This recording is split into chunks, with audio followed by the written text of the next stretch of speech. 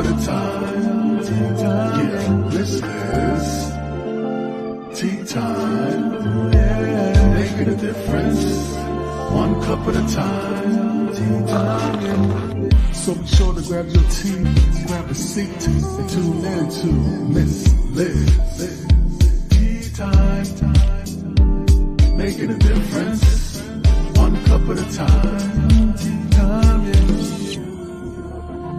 Tea time.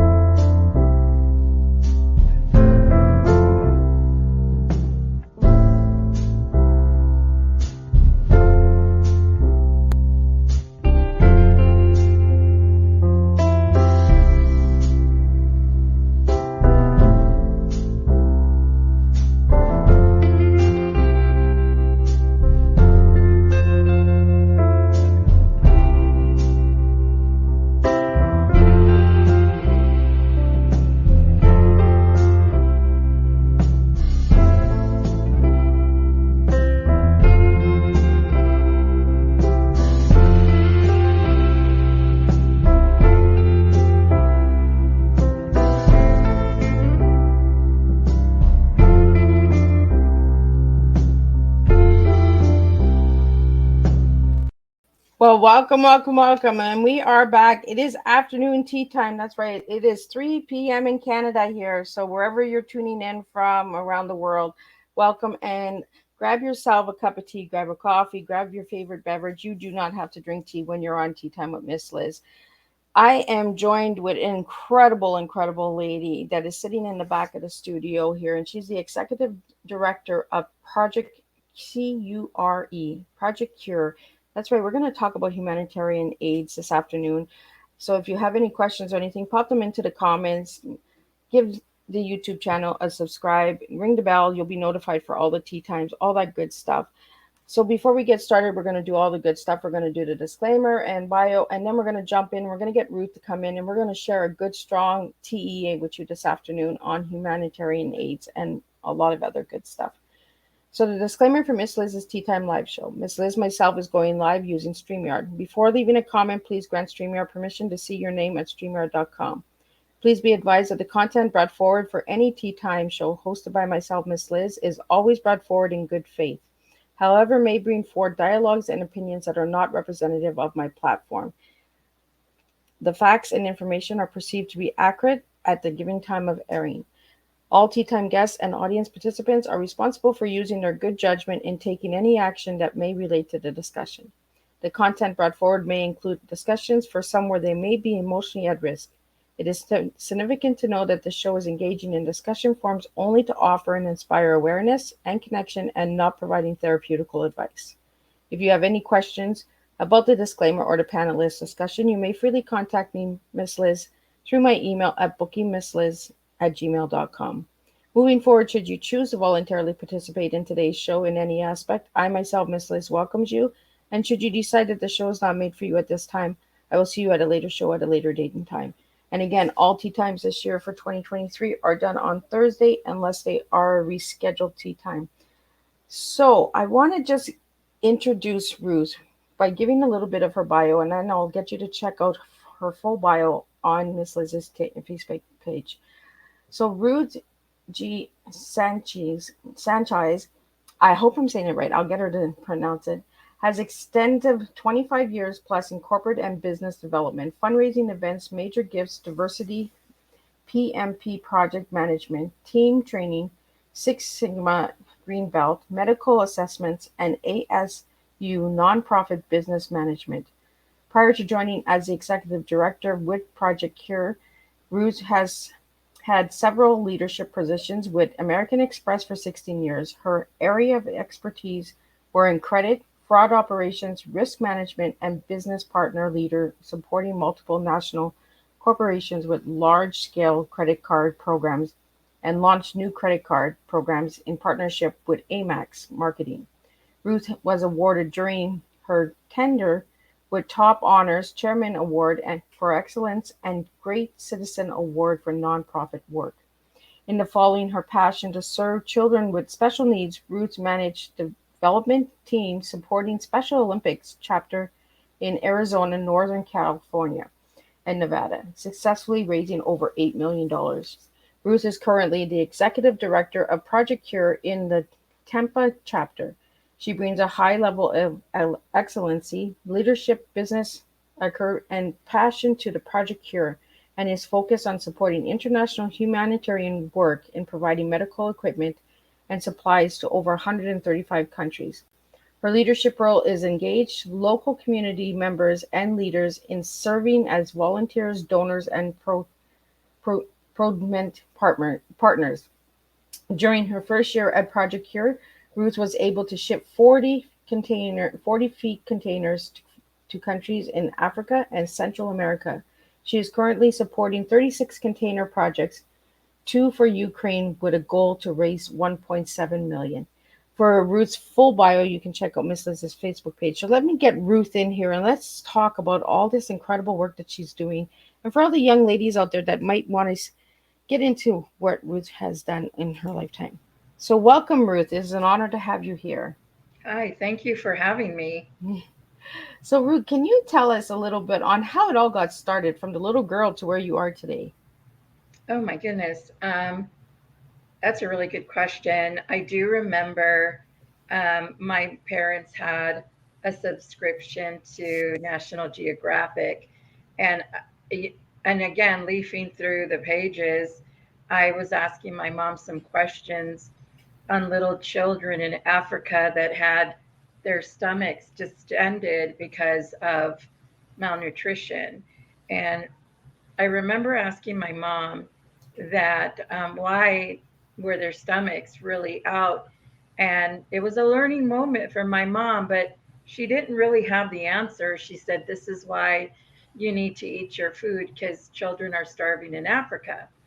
And it made me think as I grew that humanitarian heart that I basically grew into as a young girl into adulthood, and that just never left my heart in serving the community and internationally as well. Even though I was working at American Express, I've always maintained that curiosity.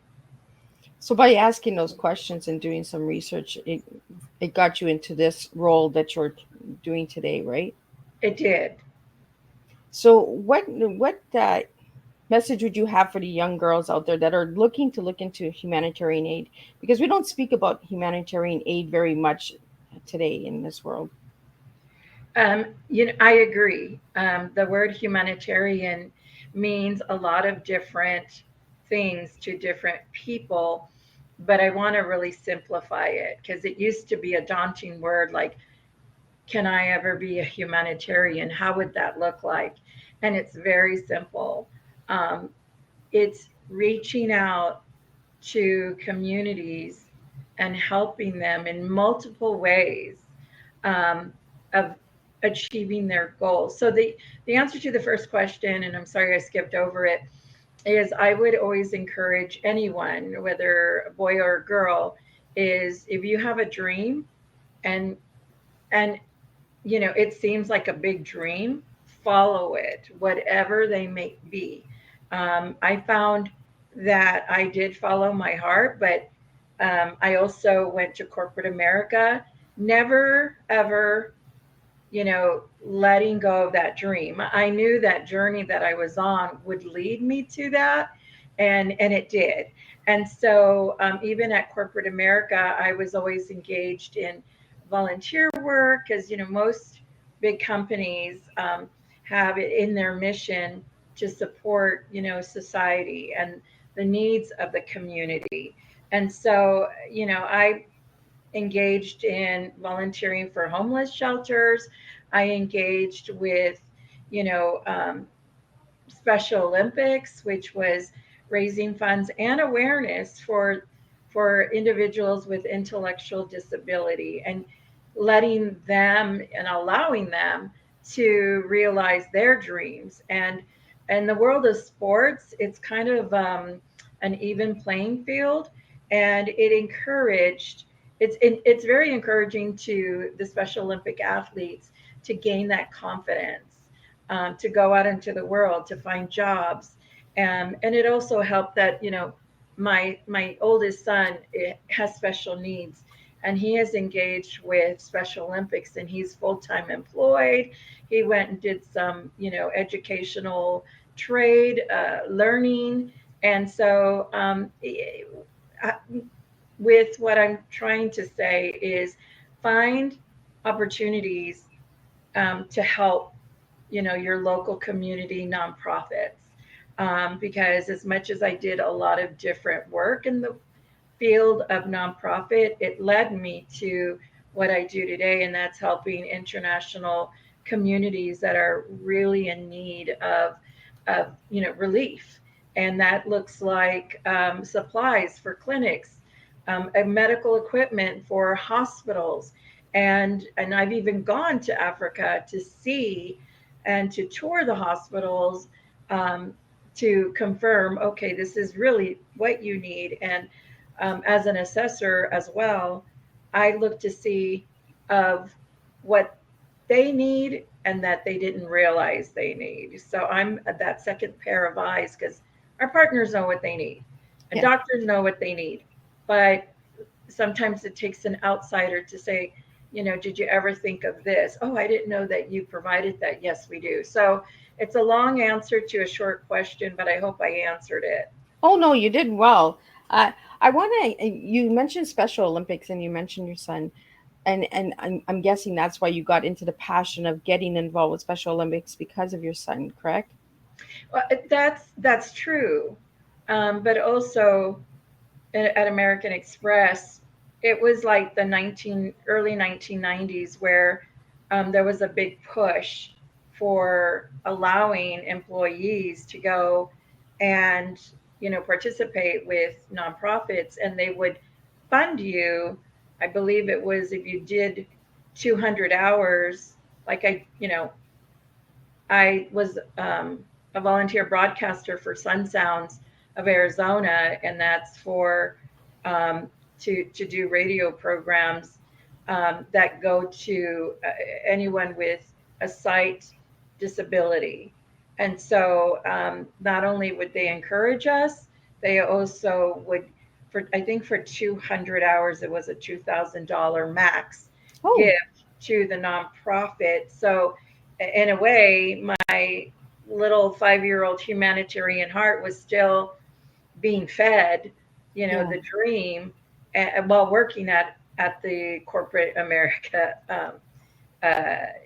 in my career with corporate America. So, it's always good to understand how there is a social responsibility with big companies that they give back. And I was able to do that, even though it really wasn't full time for my work that I do now in the nonprofit. It basically supported and financially supported the nonprofits that I was interested in. So, and Special Olympics is near and dear to my heart. So we have a question here for you, Ruth. How did you find out? How did you find out in the big companies how to get involved in the projects, different projects that they had?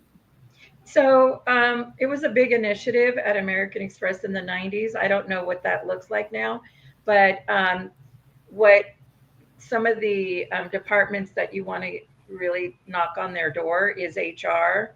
Um, Most companies have an employee department where they're engaged with nonprofits. So it's either like an employee satisfaction, it could be a diversity team, it could be different departments that really focus on providing opportunities to the company. But I would start probably with your direct manager or the top leader in the organization. And then if you do and they don't, that might be a suggestion that, hey, listen, I think that there are others that want to volunteer, and is there a list of your top 20 charities that you really want to support, like the Mary's Food Bank, St. Mary's Food Bank. There's a lot like the Phoenix Mission, which is serving homelessness. um, and get them to start thinking of providing that as an opportunity. Well, that's and that's a good way of understanding if your business is actually supporting other businesses, right, and other charities in the community. You know, now is there a place that you can go in, like in the United States? I'm in Canada. Is there a place that you can find how to volunteer for different charities and that? Is there Uh, any location for that? yeah, you know what I would, so before um, this initiative hit American Express, I was already volunteering for Sun Sounds of Arizona. So what I did as an individual, I would say, top 20 nonprofits, that have the ratings, the high ratings, that have the Forbes, the navigation guide. So you want to look for those. I know that we're in the top ratings for nonprofits, and so this popped up, and I already knew about Project Cure, but I wasn't there yet, and they weren't looking for um, an executive director. So I would do that. I would just go download, look to see which are the top 20, and then go to those websites. Most of nonprofit websites have volunteer, um, opportunities in their list of menu, and just click on. And most of them also have where you can apply to be a volunteer. And of course, here at Project Cure, we're volunteer driven. So nobody ever gets a no. We always, all nonprofits are always looking for volunteers to come and help. And one other thing, what we did at American Express, we would select, because they had a booklet of all of the nonprofits that they were partnering with. And as a team or as a department, we would select which one we wanted to do, like a team builder. And so here, as the executive director here in nonprofit, and if anyone is listening to this and you're in Arizona, you certainly can go to our website and look for those volunteers, because we've got, I think, 20 companies that are in our warehouse, and they're doing anything from sorting supplies. They're loading 40-foot containers that are destined to go to Ethiopia, Somalia, and countries like that. So yeah, if you do a little research, there's so much information on the web. So we have another question here for you, Ruth. What is the benefits of volunteering? Oh my goodness. So I consider myself a lifetime volunteer, and you know, everyone has like hobbies or things they want to do, like to do. You have your job, you're focused on that. But I found out pretty early in my world of career was when you do something for someone that may never thank you or understand who you are and what you did for them, regardless of that, you walk away with a feeling that no amount of money could ever give you. And, when I would read, like, my program on Sun Sounds of Arizona was on angels. And I was the producer, the editor, and I rarely ever edited. I would select different kinds of media to read from. And when I would put these stories together, or I would be so proud that this is going to go out to those that can't pick up a book and read, or have difficulty reading. And actually, my sister-in-law years ago was in the hospital giving birth to my niece, and they were playing my program. And I to get even letters that people say thank you, and they don't know who you are. They just said, your voice is calming. Thank you for selecting the stories. It gave me inspiration. And so volunteers come in. They come in as individuals. They come in as a company. They come from churches, Rotaries, Tempe Sister Cities, Kiwanis, And they all walk away like, I want to do more.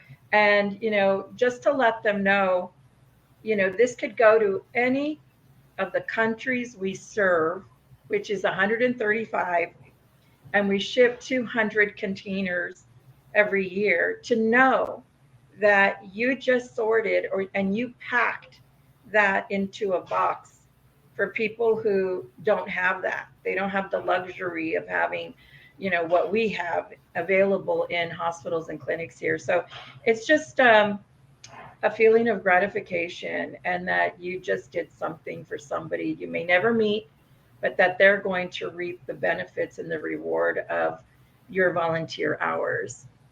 So, Ruth, is that how you got into Project Cure, by volunteering? I actually got into, so I had left American Express and looking for opportunities to get into the nonprofit world. I took a sabbatical because 16 years was, to me, great. It was the best company, but I was looking for more. I was looking to really help humanity. And I took a sabbatical. I met one of our board members, Jeannie Lewis, at a church.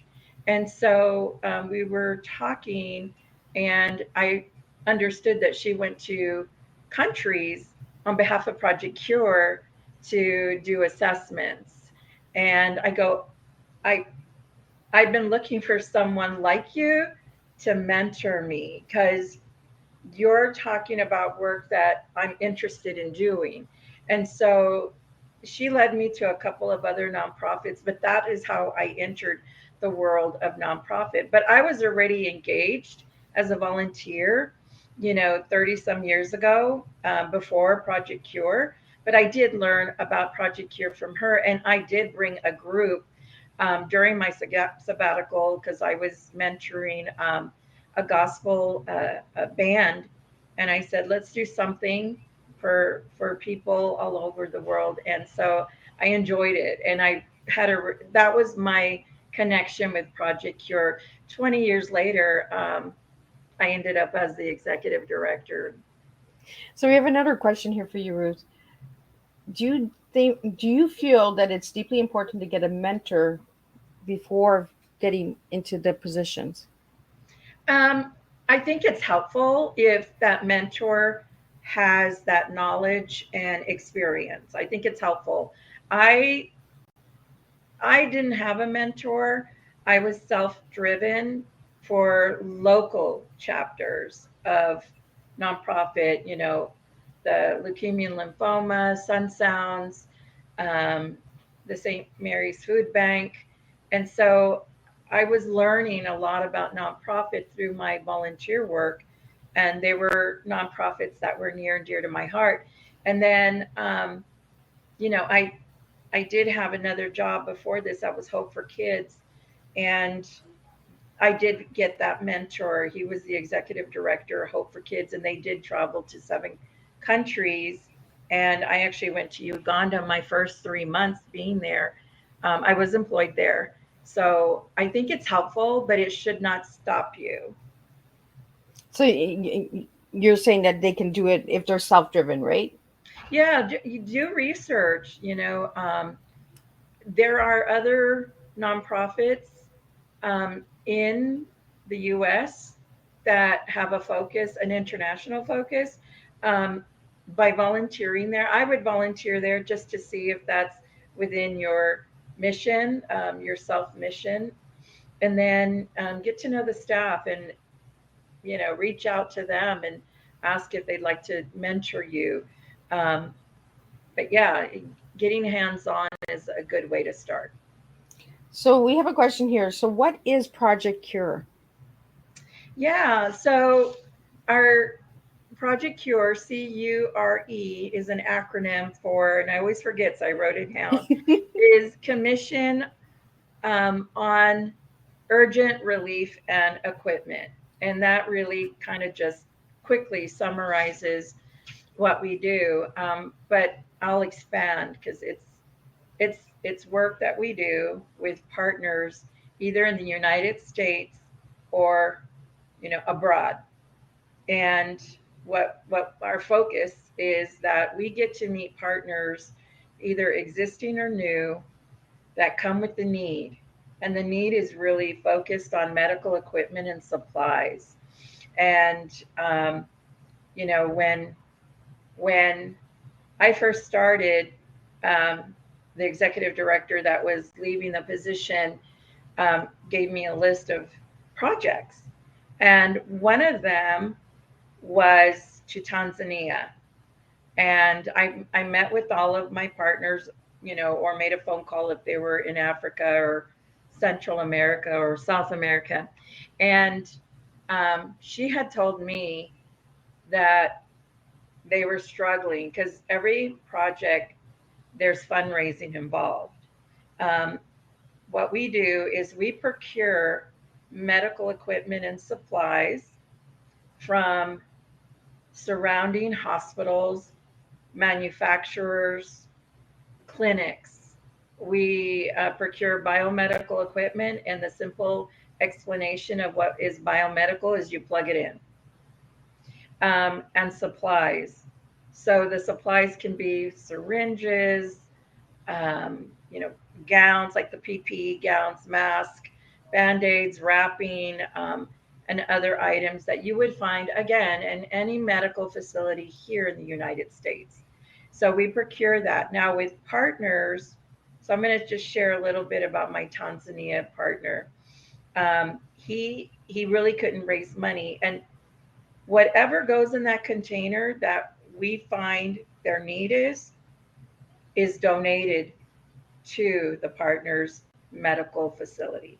Oh, Nothing inside of that container, which could be a value between $250,000 to 750,000, because you're wow. talking biomed, you're talking ultrasounds, you're talking X-rays, ICU beds,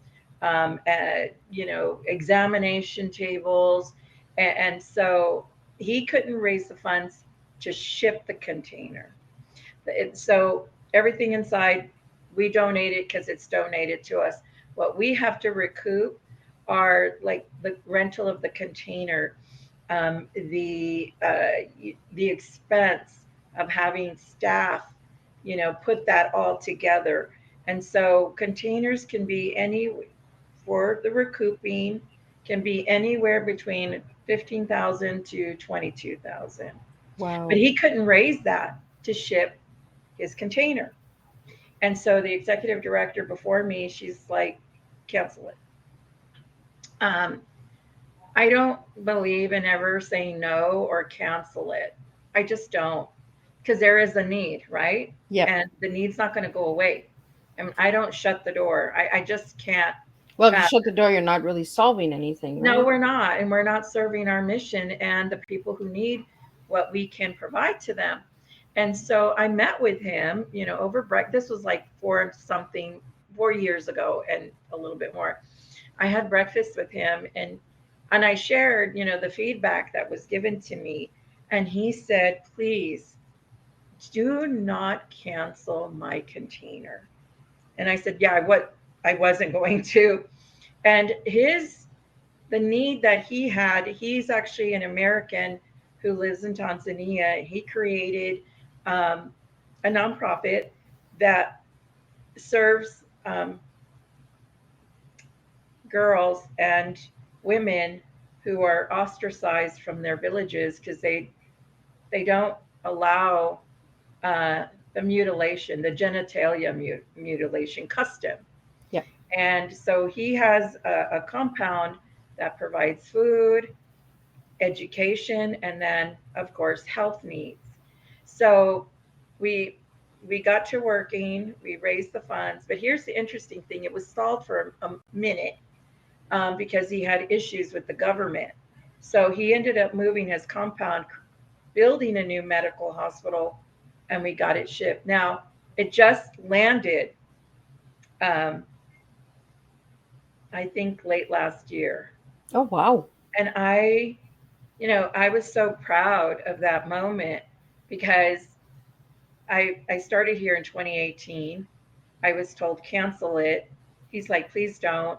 the need's not going to go away, and it didn't. And with the extra time, he was able to do everything he needed to do to move the compound and build a new hospital, and it landed. And so um,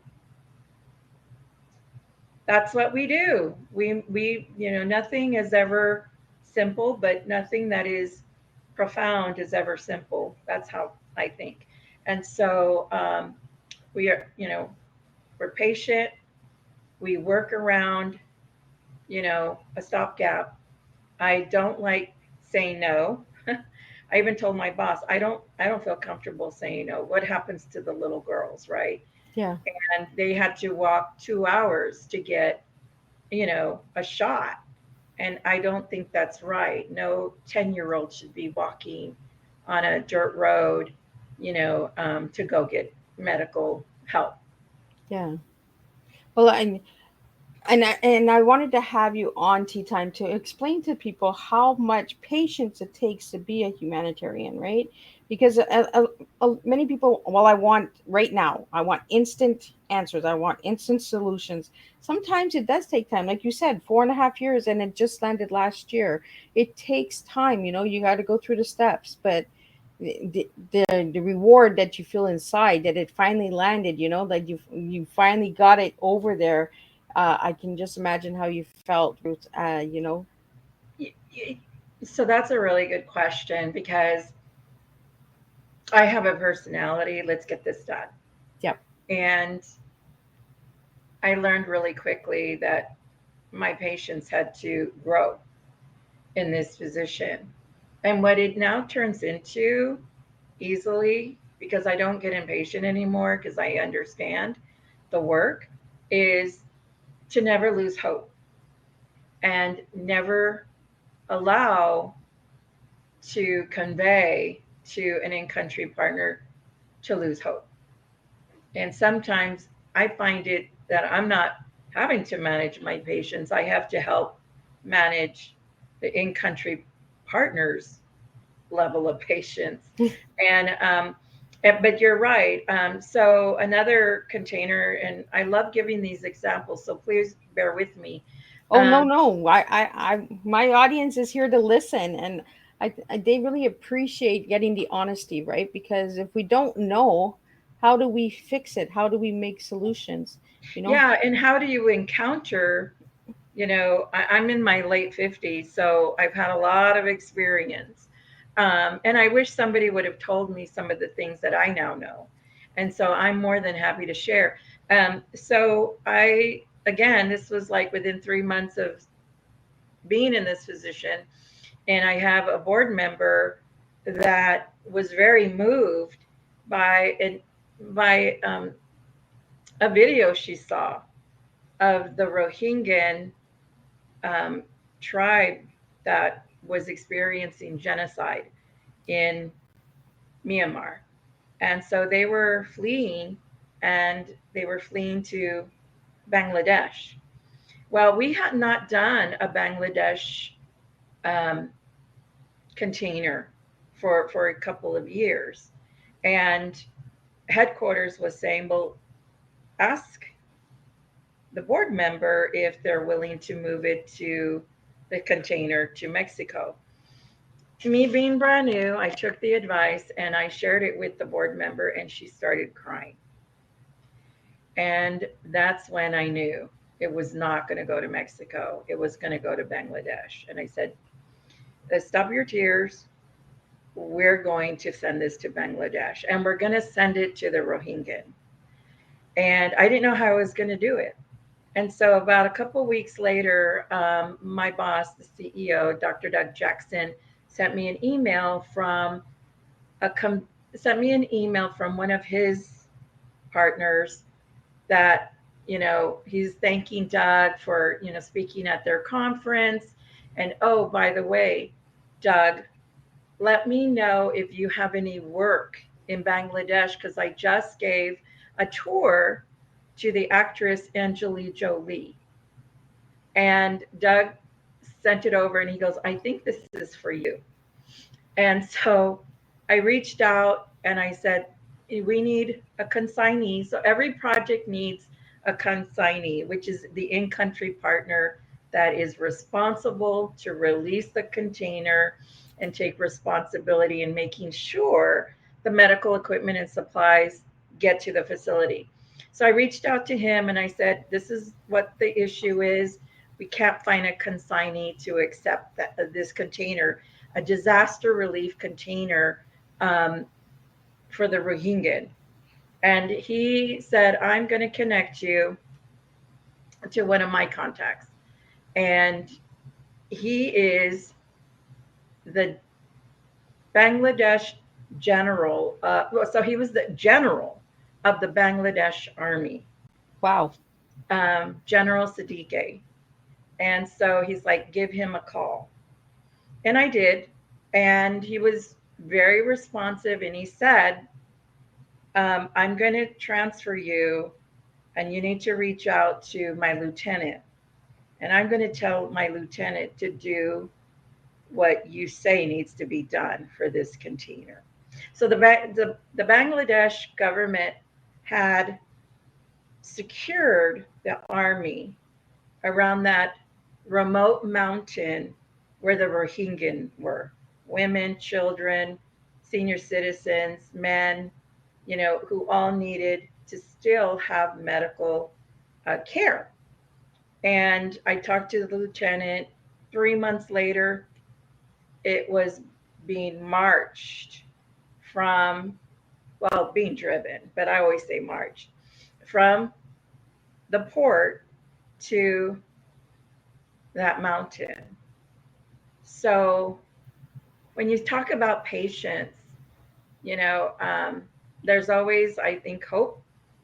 I have to do your research or follow up, and a little faith.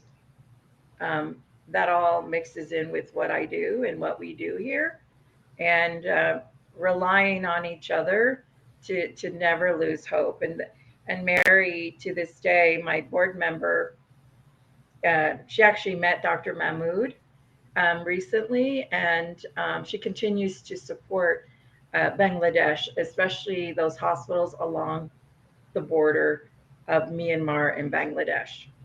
Well, I want to really thank you, Ruth, for sharing all of these different countries, because a lot of people don't realize what's going on in other countries, right?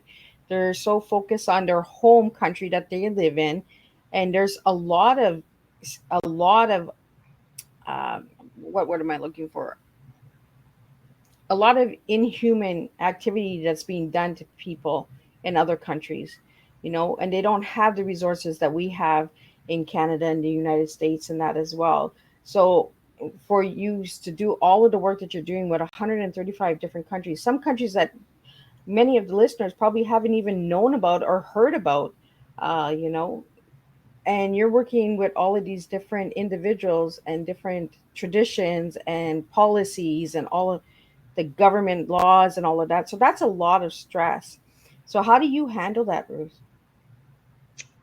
Um, so we have a great group here at Project C.U.R, and that includes 7 chapters.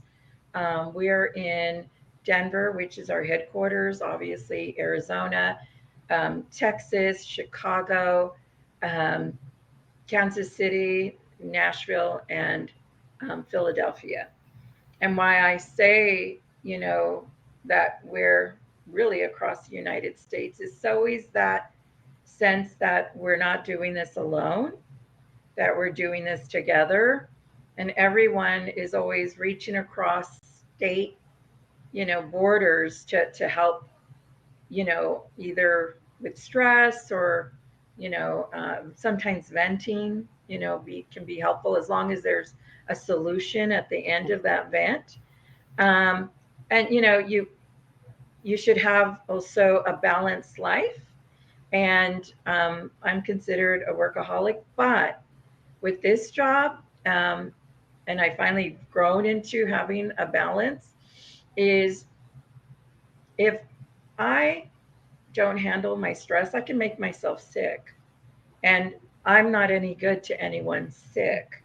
So I really have learned to put up the boundaries so that Saturday and Sunday is my time with my family, And whether it's, getting together for parties or doing nothing, you got to really take care of your health, and know how to, techniques. Um, and sometimes now and then I'll talk to a therapist, just because you're right, our work is very critical. And I've been to places like Nigeria where it's very hard to see um, the suffering. Mhm. And, my mother passed away here a few years ago, and her last days were full of dignity, at hospice, and she was treated amazingly so by hospice workers. And I go to Nigeria and I go to a hospital that there's a gentleman dying in a room by himself. Wow. And he's emaciated, he's alone, there's broken windows, there's no comfort, there's no water, and I see his eyes. And they said he's dying. And I felt that, where is the dignity? And so I see a lot of that. And then I see a lot of children that look at me with those eyes of hope, right? They're children. And what I find, um, you use the word inhuman.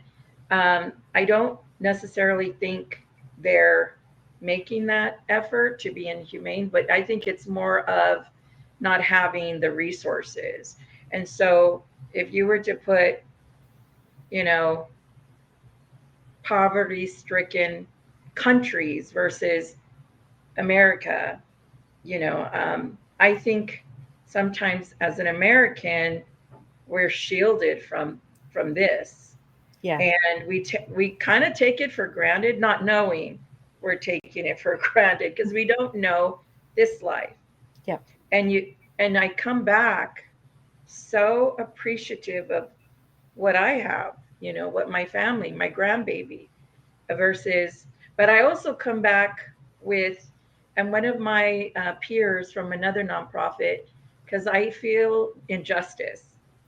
I feel like there's no justice here. Like what's being done by the local government? And people have always said, "My goodness gracious, you kind of get a little fire under you." And I'm like, "Well, Little I, firecracker. yeah." And I've always been told that. So I'm very passionate, and my passion comes out. But the executive director of Molly's Foundation, Craig Studerman, said, "You know what, Ruth? That's your passion, and that's who you are." He goes, "I call that justifiable indignation." So I have this indignation of, why is this happening? And and then I stop, and I I don't blame. I actually say, okay, now I need to do something. Yep. I need to come back, and I need to speak to them. So I have donors, and I speak to the donors asking, for, I don't know if you can see that poster behind me. Yep. I speak for her and her baby. I am on that platform because they don't have a platform. Nobody's going to listen. So to me, I become their voice. I share their journey, and we make things happen, because then it appeals to people's, I think, heart, and to their conscience. They start feeling like, I got to do something. You can't unhear or unsee what you've seen. And that's what, yeah, that's what gets me through the day. It gets me. I'm able to sleep at night. I think it's a good time to ask you, Ruth, what would your T be if I give you the letters TEA? What words would you give me?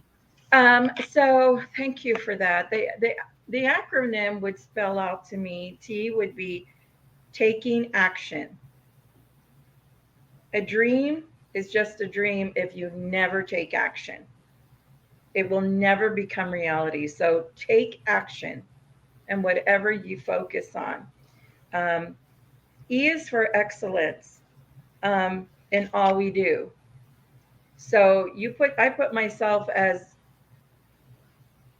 I don't know any of the patients, but they're human and they deserve their dignity and their health. That's one of the things you can't put enough of a value on is time and health. And so that's doing the excellence in what we do and making sure you get back to everyone. You respond to emails, you do your research, you really have to listen. I've never been in a job where my listening skills have increased 100-fold. And it's because it's so critical. They're not telling me about the sale at, Macy's. They're telling you my two parents died in the same hospital that I was born at, and they died so prematurely. That's Cameroon. And then A is, attitude, attitude. It's a can do attitude. Um, you could be having a bad day, but your bad day is never going to be what your partner's bad day is. And so it seems like I've shrunken my need and my day with an attitude of how can I help you? How can we make this happen? Who can I contact? How can we do a fundraiser?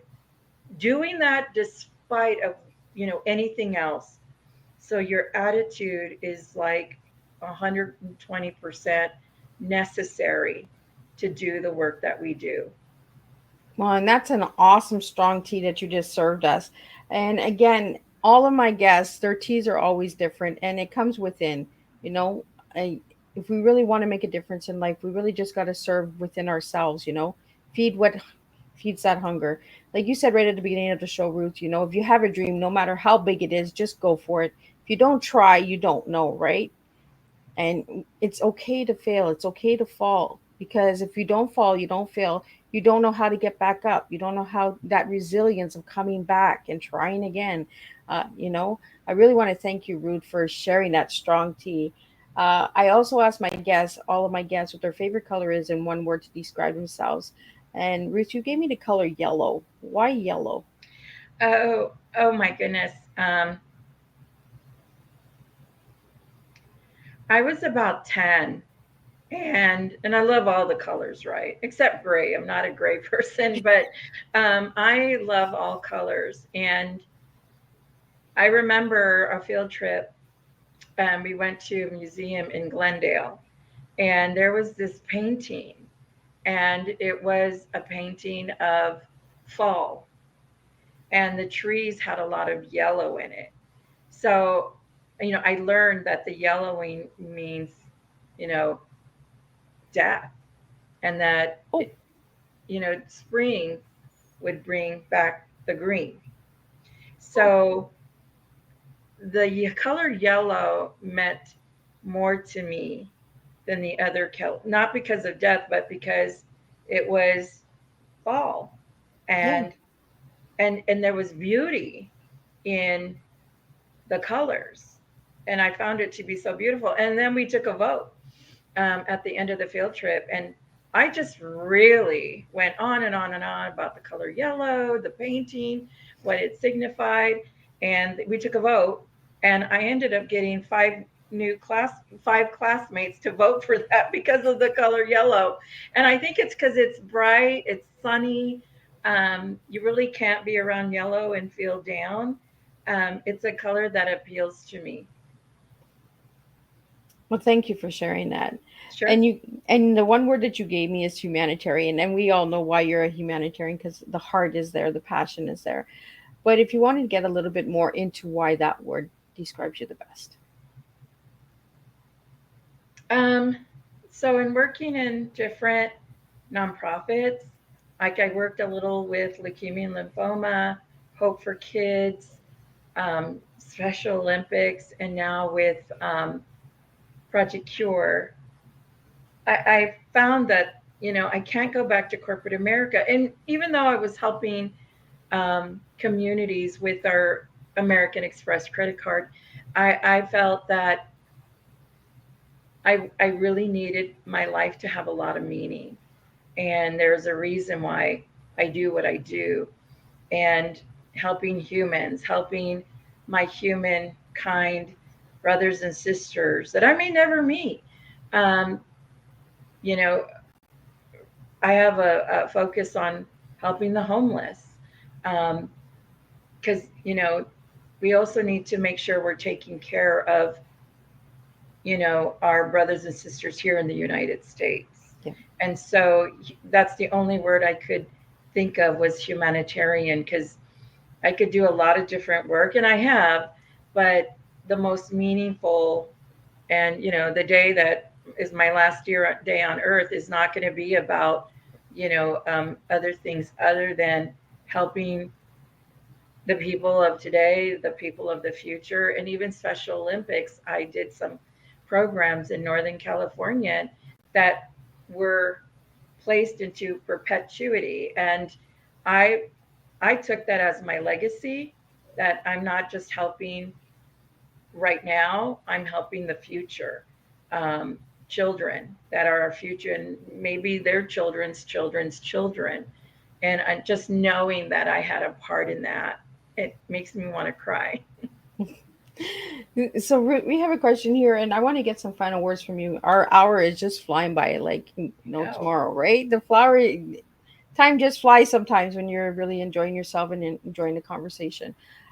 How can people get involved with Project Cure, and where's the best way to go about getting involved with Project Cure? Yeah, and so ProjectC.U.R it has my information.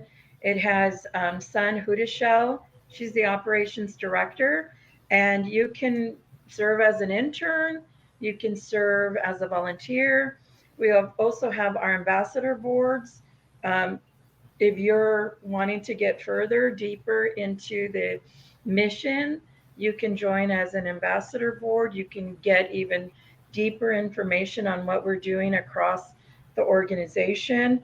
There's so many ways. There's cure kits, there's clinics where we really like to recruit medical resources from the United States to go help in different countries. And so I would start with um, the website. And do you have any events that are coming up that people can take part in? Yes, there are events that we have. One is a third party event, it's casino night, and it's on our website. There's also a Cooking for a Cause, which is in Scottsdale. It is at the Lings Walk Shop. And for all of April, that every blackened chicken and pork dish, um, anyone who orders that, what they pay for it, we get back as a donation. So Oh, well, link, that's nice. I know, I love that. We just had a really good event in February. So I would say if you go to Project Cure and click on the Phoenix site, you will see information there. And if you want to just come and meet with me or take a tour, we have a microchip, a donated warehouse here on the microchip campus. It's 40,000 square feet of medical supplies and equipment. It's two-story. Thank goodness they donate this space for us. If you want to bring in a group or come in and take a warehouse tour, I'm more than happy. It's one of the funnest parts of my job is to show off what we do here. I think that's really nice that you have those tours as well, because people get to see, right? That it's not just an office, it's not just, you can actually see the work and see the accomplishments that are being done. Yeah, I work in a warehouse. I get to see the 40-foot shipments leaving our dock. I Oh, get to wow. see all the blood, sweat, and tears of volunteers and interns and corporations load these containers, and they walk away just, like, we want to do this again, and I'm like, well, sign up. We're always looking for volunteers. So if anybody wanted to come in from like Canada or like another country and help with Project Cure, are they able to do that? Absolutely. So I have a lot of dignitaries and guests that come in from all over the world. And as long as I know, like dates and times, we'll roll out the red carpet. I had here the former vice president of Liberia, and he looked at some beds that we had and he goes, "These belong to me." I said, "Well, first come, first serve, sir." And so yes, it probably would take more like a 2 hour tour, kind of like Gilligan's Island, and we would have some snacks, and we have board members that would, welcome that group or an individual. So yes, you just come on over. I've had guests from Ghana, Kenya, Uganda, Tanzania. I mean, all over. Oh, that's awesome. And that's also opening arms, right? Of welcoming people and saying, "Hey, come and see what we do, come see firsthand how it's processed and how the shipping containers." It's really amazing what you do, Ruth. And I really want to thank you for giving back to others, as a humanitarian, sometimes just a thank you is a lot, you Thank know. you. That means a lot to me. It really, really does. And this was fun. This was well, fun, Liz. Thank you so much. well, it was an honor having you here, Ruth. So any final words before we wrap up your tea time?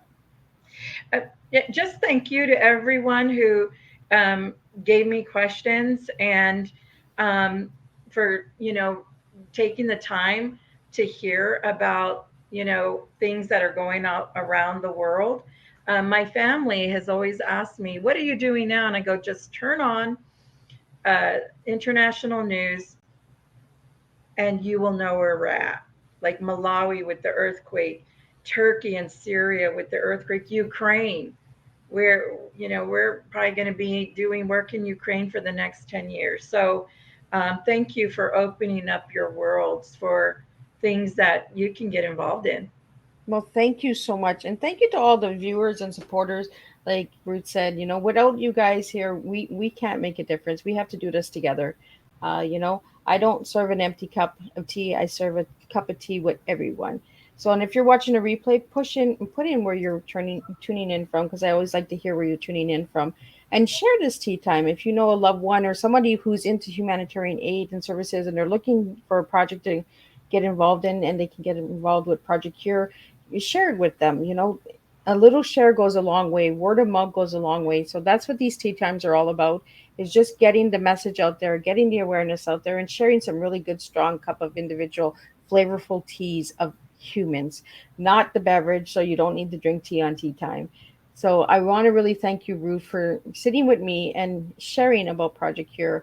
It really is an honor to know about all the incredible foundations that you also mentioned, Hope for Kids, Molly's Foundation. These are incredible organizations that everyone can check out. Get involved in your community and really serve for others. Because volunteering does give you a reward that is unexplainable. The abundance of volunteering is magical.